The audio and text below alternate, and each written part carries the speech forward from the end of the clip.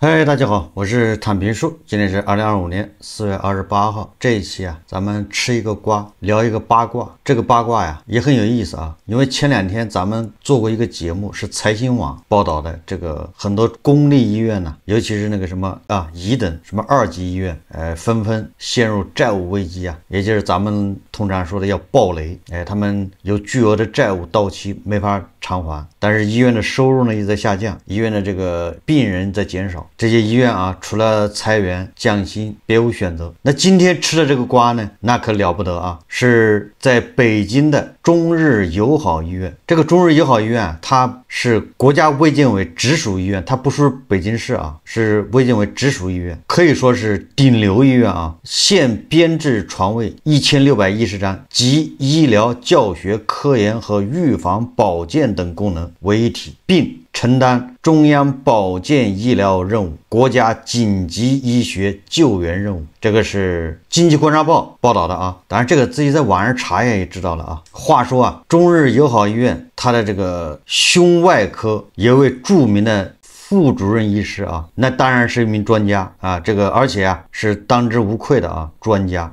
肖大夫，他是医疗组组长，擅长肺部什么膜玻璃结节、肺小结节以及早期肺癌、单孔胸腔镜微创手术治疗、肺癌、食管癌的综合治疗、气胸、纵隔肿瘤等外科治疗。这些都不重要啊，重要的是已经累计独立完成单孔胸腔镜手术及疑难复杂胸腔镜微创手术1000例。这个绝对是啊，放在国内啊，甚至放在世界上，他都是这个领域里面的一个专家。你就是西方的大夫啊，你能独立做1000例这个手术吗？很难啊。有很多人他不理解这个。你比如说啊，欧洲那些小国，你整个国家才多少人呢？哪有那么多病例让你去做啊？你就美国吧，美国一共3亿人，对吧？他需要做这种手术的有多少？病号有多少？但是他的医生有多少？而且他们跟国内也不一样啊，国内有的医生一天恐怕做好几台手术。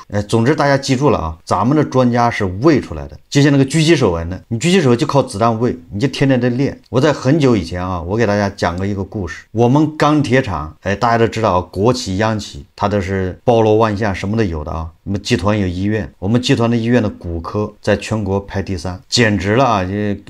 有一段时间跟那个北医3院不相上下。为什么呢？不是说他多厉害，而是他的病例太多，就是老有人送去啊接骨，不是腿断了就是胳膊被压到什么里面去了，然后他们天天反正都有活干，天天都接骨练出来的。所以这个中日友好医院这位胸外科副主任肖大夫啊，你不用怀疑他的这个专业水平啊，他就疑难杂症手术都做了1000例，什么样都没见过啊。故事就要从这个外科主任说起。话说啊，2024年7月份，中日友好医院胸外科啊要做一个手术，这个主刀的医生就是这位肖大夫。大家也知道啊，反正做手术的时候先要麻醉啊，然后就是各个部门对吧，要协同配合。先是麻醉师啊，是不是要给病人麻醉？注射多少麻醉药、麻药啊？然后这个护士要准备那个什么手术台，对吧？那个什么导尿管一大堆的吧，反正按部就班，等着这个肖大夫来主刀。正当这些麻醉科的大夫还有这些护士在里面忙碌的时候啊，这时候这个有一位年轻的医生啊，好像是规培生啊，姓董。这位董大夫进来之后啊，这个现场气氛啊就有点不妙。这个董大夫啊就说这个一名护士啊，说你为什么要白我一眼？然后这名护士就跟2个人发生争执。这个时候啊，这个肖大夫就来了。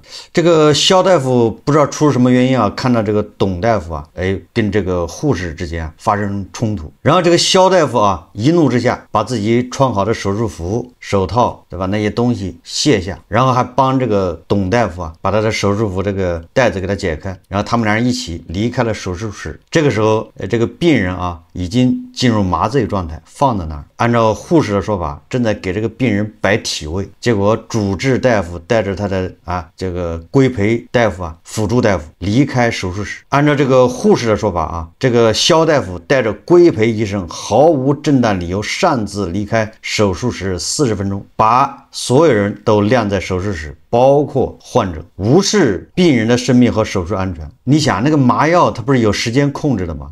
反正这个专业的事情啊，大家可以去查一下那个麻药这个什么时候对吧进入状态，这个麻药的什么深度啊，你不能麻过了，你也不能这个药用少了。总之他那个肯定有一个最佳的这个手术时间啊。仅仅因为一个口角，主治大夫居然带着规培医生离开手术室长达40分钟，这个置病人生命安全于不顾。那么根据经济观察报报道啊，这名肖主任呢，他给经济观察报提供了一份名为2024年7月5日手术室纠纷事件的澄清，也就是这个肖大夫他要对他的这个行为进行解释啊。这个肖大夫说啊，2023年初到2024年7月，他与前述护士搭台合作期间，就多次在手术室发生过争执不愉快。那也就是说啊，他跟他合作的这个护士啊之间不愉快由来已久。我们通俗的说法就是这是有历史纠葛啊。什么叫历史经纬啊？有这个错综复杂的这个历史原因，就像这个俄罗斯和乌克兰一样。这么一解释就顺了啊。作为这个中日友好医院胸外科的副主任，他跟这个护士长矛盾由来已久。2024年7月5号，他带着前述规培住院医师，也就是那个董大夫啊，进行手术准备时，与前述护士爆发了激烈争吵。好，在争吵期间，这个肖大夫啊感觉到头晕手抖得厉害，实在无法开始手术。在确保麻醉后的病人很安全，且由麻醉医生、台上护士在场看护的情况下，我摘掉手套，脱手术衣，到手术室门口与领导协商能否更换巡回护士。肖大夫说，肖大夫意思就是我跟他一发生矛盾，我气得手抖啊，血压上升，这个肯定没法做手术了，然后跑到手术室外啊，跟领导商量能不能把这个大夫护士给我换了。这个肖大夫又说啊，在等待领导回复的过程中，为避免进一步冲突，也为调整身心状态，他返回病房测血压，吃降压药，喝水，平复心情，和一位朱姓医生一起返回手术室，顺利完成手术。手术历时112分钟，出血10毫升。术后患者顺利康复，术后第6天正常出院。在这个肖大夫的这个解释之下，似乎这个事情也挺合理，因为他跟他配合的护士啊发生冲突啊，导致他血压上升，不利于做手术，要么就是换护士长，要么就对吧？等他平复了再去做手术。然后按他的说法啊，这个也没酿成什么事故，这个病人呢手术非常成功，大概这意思啊。但是作为听众，对吧？我们从病人的角度考虑，那肯定是捏了一把汗。这个我们简单点说，那就是没有医德啊。你跟人吵架归吵架，你吵架你不能把病人晾下。然后这个肖大夫啊告诉经济观察报，他说啊，他已将他这份文件中血迹的情况多次向医院纪委反映，纪委答应我去做相关调查，但是这个结论我不太同意，也就是纪委对他的处理啊太重了。什么处理呢？我们待会儿再说啊。他说纪委在这么短的时间内下了这么重的处罚决定，我对此有疑义。我确实有做的不对的地方，但我并不认为我对医疗安全造成了很严重的影响。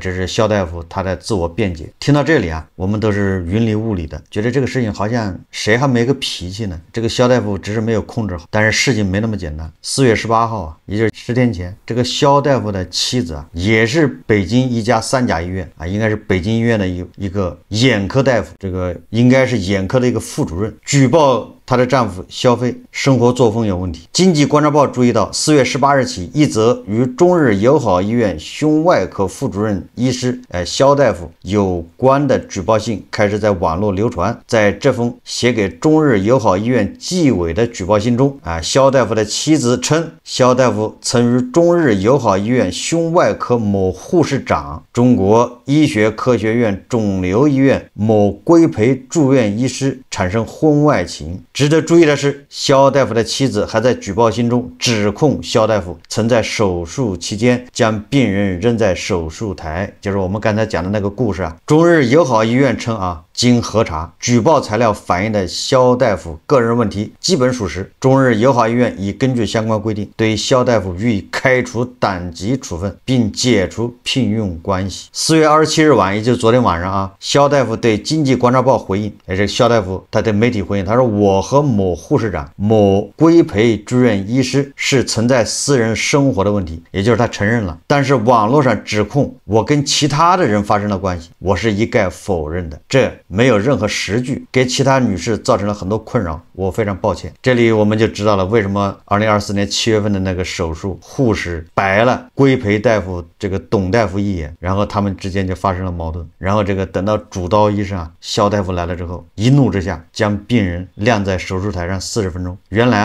这个肖大夫承认了他跟那个规培大夫董大夫有生活作风问题。要说到这儿，其实还没什么，上下级同事之间这个出轨，这个好像也不是什么特别稀罕的事情，就那点事大家都心知肚明。但问题就出在这个规培医生董小姐身上。这个董小姐如何成为一名医生，可以说堪称是奇迹，可以刷新你的三观，足以让你以后万一你要躺到这个手术台上，你恐怕心有余悸你会担心你会遇到一个什么样的医生。这位董小姐如何成为一名医生的，她跟我们的想象不一样。我们的想象中大夫对吧，他先是你考上医科大学，好像读7年吧，是5年还是7年，完了之后你要去医院做什么规培生，完了之后最后成为一名大夫，非常不容易。但是这位董小姐她本科学的是经济学，学经济学就经济学吧，而且她上的是一个叫什么哥伦比亚大学的经济学。这名董大夫本科是在美国哥伦比亚大学经济学，他怎么就变成了中日友好医院的一名医生呢？而且是胸外科。这个虽然我本人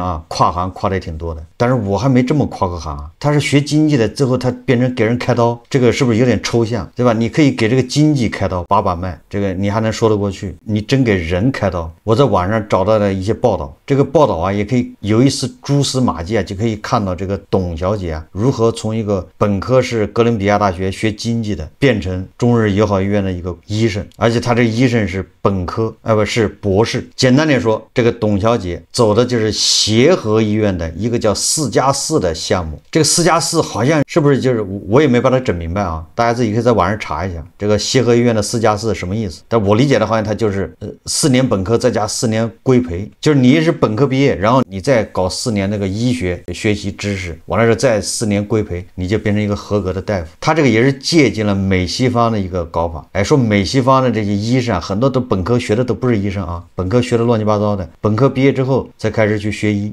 据说借鉴的是美西方的这个有一篇报道是叫什么转移人类，也是为了人的生命和健康，所有学科就是万学都或直接或间接的与医学有关，都应为医学所用，贡献于人类健康。医学也应当全面加强与万学的联系和合作，同时注意影响社会政策，形成健康入万学万策万行，万学万策万行物健康的局面。说4+4医学试点班就是从实处体现医学的多学科属性的具体实践。你看，就是宣传这个协和医院的搞的这个4+4医学试点班。他这文章还说他说我与4+4同学座谈的时候，他们谈了这4年的不易，在非医学专业背景下，比如刚才代表4+4同学发言的胡某某，就是北京大学地质学专业本科生，北大的学地质的本科生变成医生。然后这里面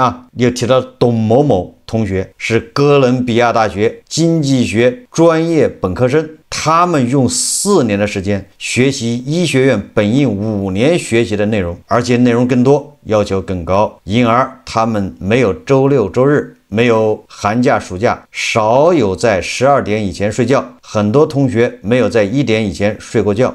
这个就是宣传这种4+4协和医院的这个叫医学试点班。这个中日友好医院的这个规培医生董某某就是这个班的。这个文章接着介绍这个文章很出名是新华网刊登的，那是喉舌刊登的啊，也就是喉舌认可这种模式。他说我们一起努力推动，等待4+4将给医学界、社会带来的变化。我们相信4+4医学教育模式会产生深远的影响，其巨大意义会逐渐的现实的显示出来。鉴于4+4的前期经验，协和自今年开始与多所著名高校合作开办协和医班，遴选高考入学非医学专业的优秀本科生，在各校各专业就读本科。协和与各校联手为学生铺设医学、生物学、药学、理学医学、工学医学、社科医学、人文医学等多学科交融人才的培养通道，经推免进入协和的医学、生物学。推免什么意思啊？就是推荐免考试，大概这意思啊，我只能这么理解啊，它叫推免嘛。什么人能进4+4这个医学叫试点班呢？不清楚。后面还有啊，护理学等相关专业攻读直博研究生，你看看对吧？本科不管你学的是什么，总之你要进了这个4+4这个试点班，你出来就是医学的博士，脱胎换骨啊，在协和成就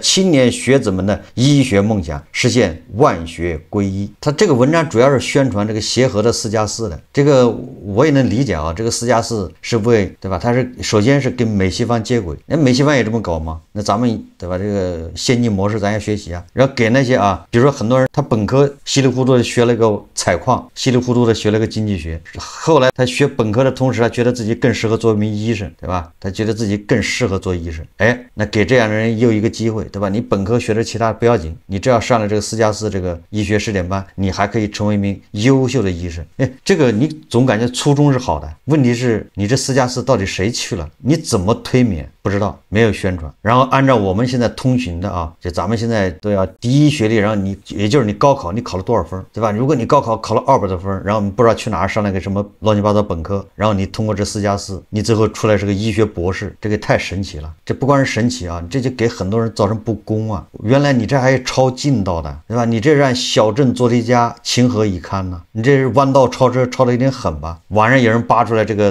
董大夫的身世，但是这个不保证啊，说董大夫的父亲啊是中野什么一个研究院的总经理，那肯定是国企央企嘛，也是算是体制内吧。董小姐的妈妈是北京一个大学的下面一个研究院的是院长，也就是父母啊都是体制内的。如果没有家庭背景，他怎么能上协和的4+4这个医学试点班呢？这是第一步啊。你看啊，能上协和医院4+4试点班的，这个他只是培养医生啊，你就不一定能在协和医院上班啊，对吧？就像你上了那个北大医学院，你上了北大医学院，你去哪儿上班呢？你去哪儿当医生呢？这是个问题吧？不是说你医学院一毕业你就有工作啊。现在这个医学这个学生找工作也挺难的。那这个董小姐她是怎么实现，对吧？先是个本科学经济的，完了之后她变成医生，之后她能在中日友好医院当规培医生，而且是胸外科。这个又是怎么做到的呢？首先这个董大夫他进了协和医院的4+4这个医学试点班之后啊，首先你看啊，就有喉舌在宣传，大家也懂啊，一般的这喉舌一宣传，那你就成典型了。实际上就是有人在运作，帮你铺路啊，媒体开始报道。那他这个董小姐怎么会有这么大的能量呢？网上还有一篇报道啊，是2021年11月份的，又是新华网。这个新华网报道什么呢？叫医联体开展荧光腔镜精准肺断手术，助力患者健康。11月5日，在北京市第6医院的医联体胸外科病房手术室，北京协和医学院实习医生董某某在团队协作中开展荧光腔镜精准肺断手术。我就想知道啊，你们很多正规的医学院毕业的啊，读了7年的，对吧？这个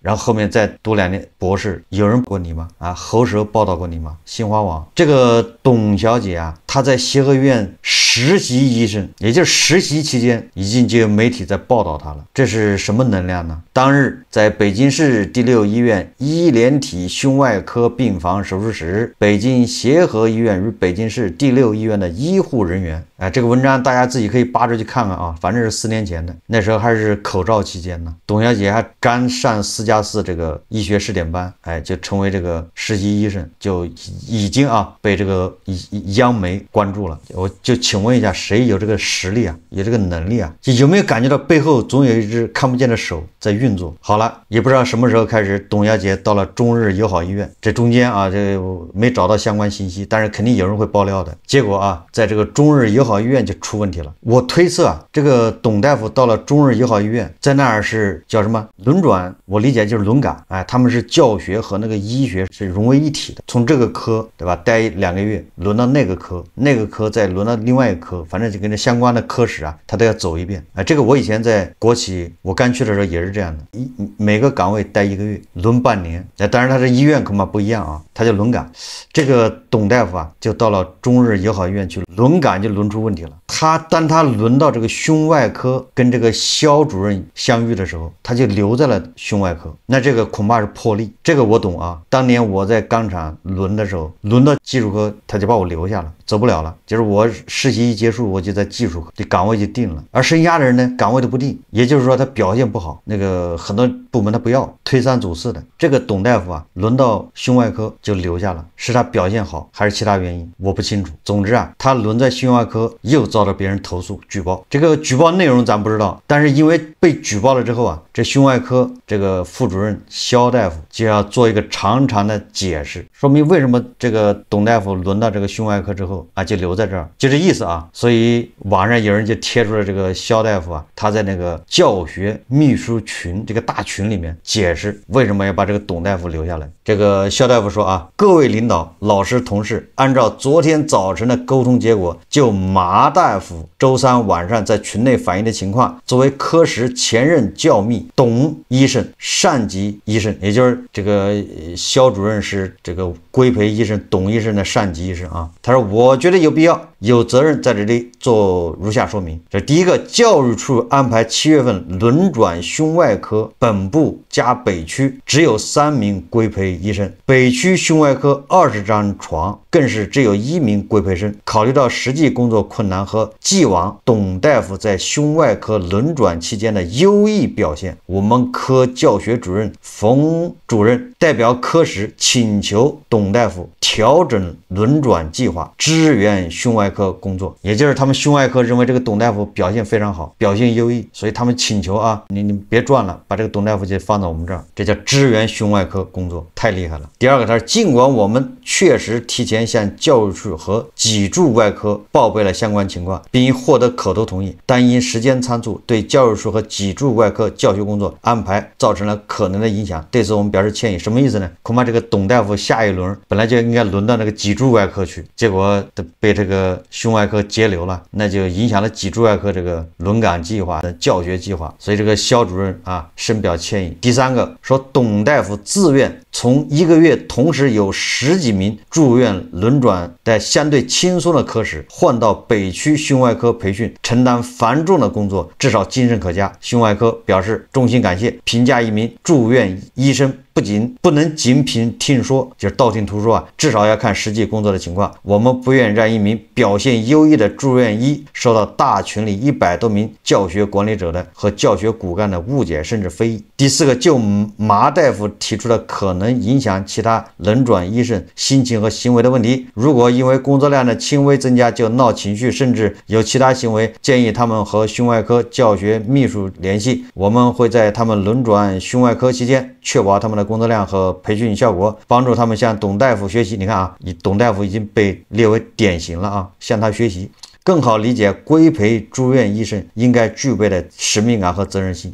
然后这个肖大夫最后还说他说万一今后遇有相似情况，首先强烈不建议公开培训对象的全名，其次建议在发大群之前至少先和对方科室沟通，以免造成误会和更大范围的影响，干扰各位老师正常工作。你看这个中日友好医院胸外科的这个肖主任对这个规培医生董大夫青睐有加。我推测啊，因为我对医院这一套不太熟悉，这个董大夫很有可能啊，他实习结束或者叫什么规培结束，他恐怕就留在中日友好医院了，胸外科。这个胸外科肖主任跟这个董大夫两人私生活不检点，两个人啊，这个他已经承认了。这个故事说什么呢？就是一个哥伦比亚大学学经济的如何变成3甲医院的，对吧？这个博士研究生啊，毕业之后就是医生，而且留在中日友好医院，他就如何完成一个蜕变，哎，就这么神奇，就这么严丝合缝，就这么有人啊，他就知道这中间有条路，这个还真是关键的岗位才能操控这件事情。一般人你搞不清楚有条路，